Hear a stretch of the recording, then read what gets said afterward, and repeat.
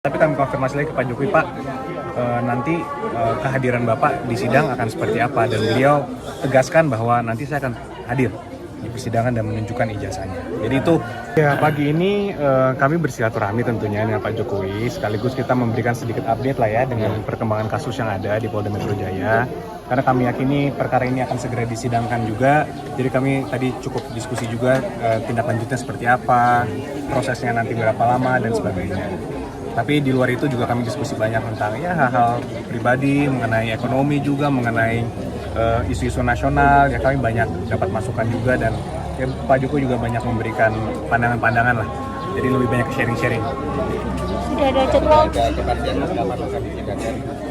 Kami belum dapat informasi mengenai itu.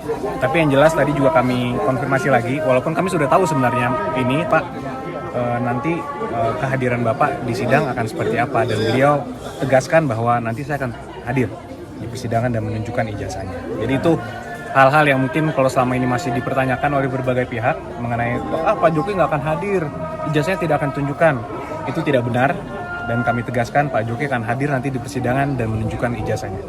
Dari SD sampai Semua dari SD, walaupun yang dipersoalkan yang UGM mungkin, tapi yang sebelum-sebelumnya Pak Jokowi juga berkenan untuk menunjukkan. Itu pada saat sidang apa? Yang nanti di kasus Polda Metro Jaya. Itu maksudnya mungkin apakah pada saat pemeriksaan pokok perkara atau Itu nanti tentunya kami serahkan kepada majelis tata cara bersidangnya. Tapi biasanya pas pemeriksaan Pak Jokowi itu akan dimintakan biasanya.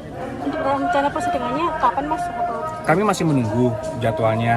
Tentunya itu kewenangan ada di kejaksaan, dan juga ketika itu sudah masuk ke pengadilan, nanti akan ada teknis penentuan jadwal sidang dan sebagainya. Tapi biasanya keyakinan kami sih, karena berkas sudah lengkap, seharusnya tidak lama lagi ya. Harapannya mungkin dalam 1-2 bulan ini mudah-mudahan. Kemudian Pak Jokowi juga bilang, kita nggak pernah mengobrol yang namanya RJ. Tidak. Dan dia tidak pernah menunggu juga RJ. Tentulah mungkin banyak hal kita berdiskusi, termasuk tentang salah satunya Roy Suryo dan kawan-kawan.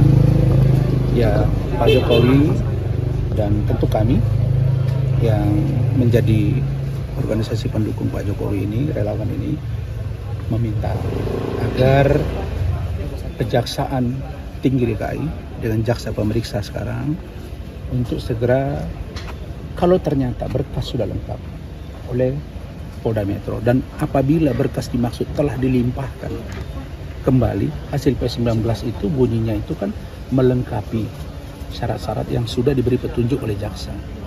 Kalau ternyata itu sudah dilimpahkan oleh jaksa dalam hal ini penyidik kepada kejaksaan, tolong supaya segera di P21 untuk segera disidangkan. Supaya apa? Supaya ada kepastian hukum. Pak Jokowi juga, ya jujur tadi beliau katakan memang menjadi semacam kurang nyaman. Bayangkan yang sudah hampir 2 tahun. Kan cerita ini bukan setahun. Kalau Kubu Roy bilang kan setahun. Dari mana setahun? Anda ingat kan Pak Jokowi lapor April 2025. Sebelum itu mereka sudah berapa bulan? Sudah mengungkap ini. Belum lagi dari masa Bang Egy Sujana. Jadi Pak Jokowi itu orangnya sangat sabar, dan karena itu beliau pun sudah katakan tadi kembali bahwa beliau ingin tunjukkan di forum yang memang diatur oleh undang-undang. Di forum peradilan. SD, SMP, SMA, S1. Beliau akan ungkap, Pak Jokowi akan tunjukkan. Dan kalau memang hakim membuka ruang nanti untuk bertanya lebih dalam oleh jaksa, oleh pengacara dari Roy Suryo, ya silakan, beliau siap. Kemudian Pak Jokowi juga bilang, kita nggak pernah mengobrol yang namanya RJ. Tidak. Dan dia tidak pernah menunggu juga RJ. Tapi ada orang yang memang datang minta RJ. Penyidik memfasilitasi karena kesadaran mereka. Terus gimana Bapak mau menolak? Nah karena itu supaya jangan ada dugaan-dugaan kami mengobrol RJ, ya silakan tunggu. Tunggu saja proses di pengadilan. Nggak usah seperti begini. Yang aneh dari mereka, ambivalennya mereka ini, Roy dan kawan-kawan dengan pengacaranya ini, begini. Satu sisi mereka tunjukkan ijazah. Mereka di Citizen Suite gagal. Oke. Kemudian minta tunjukkan ijazah. Forumnya kan di pengadilan. Bagaimana kalau mereka pula bilang bahwa kami minta SP3, dihentikan aja. Karena yang lain dihentikan. Bagaimana perbuatan Roy dengan Rismond, satu minta maaf, satu tidak, masih maki-maki. Bagaimana? Mau di restoratif justice, kan di situ ada unsur pemaaf.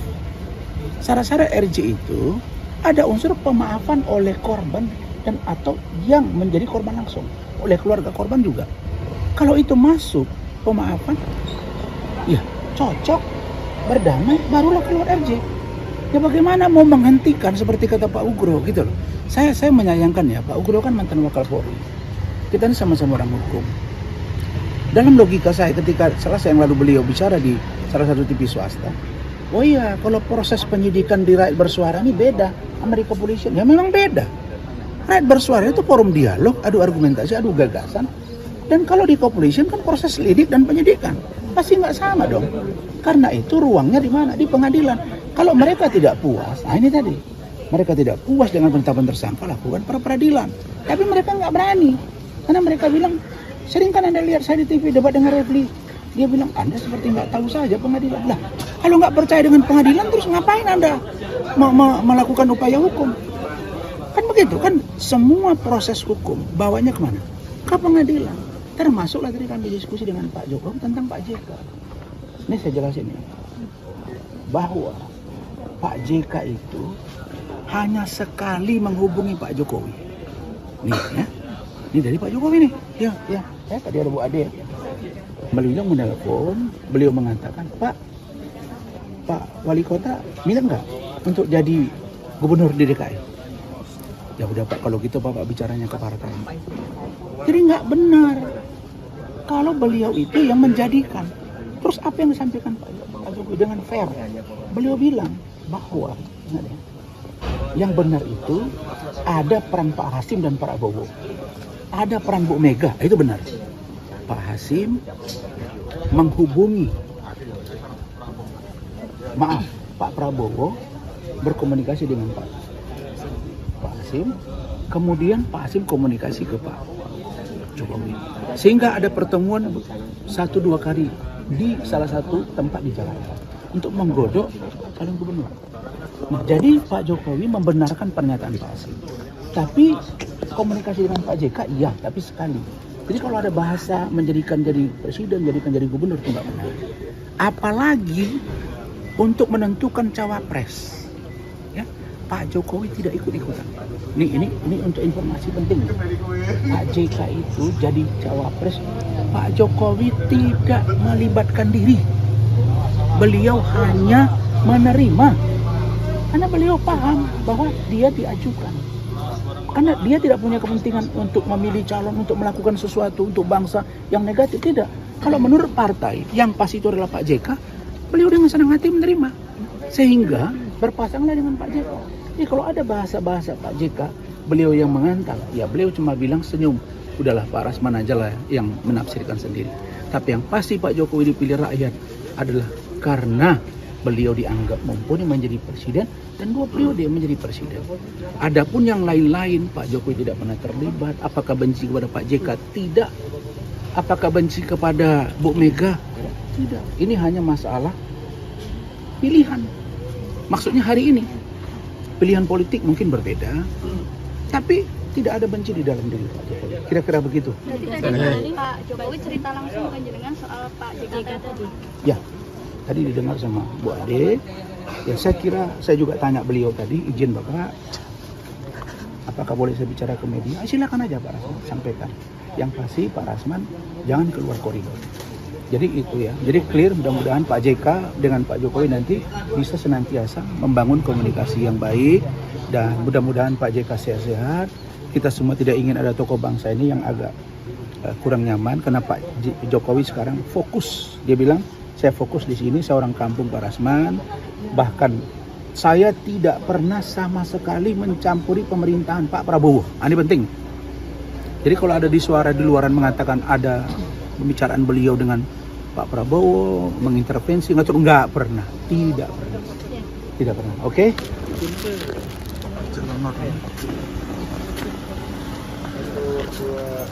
Satu, dua, tiga. Siap. Tapi tidak iri Gus mau Gus. Iya, sebentar ya. Oh iya.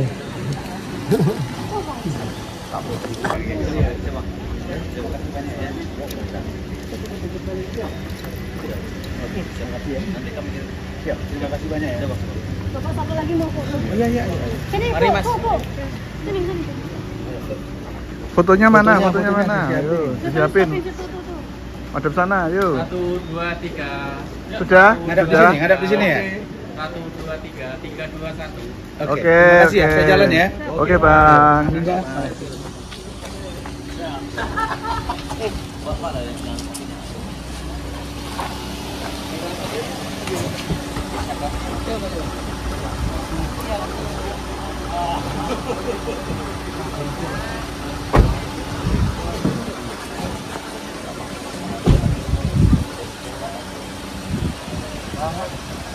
Tarikin 1. Tas handbag kulit. Terus ketok meneh. Rapopo. Makasih, Bang. Makasih, Bang.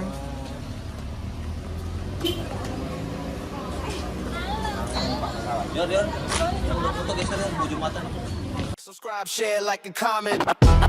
Subscribe, share, like, and comment. Subscribe, share, like, and comment. Subscribe, share, like, and comment. Subscribe, share, like, and comment.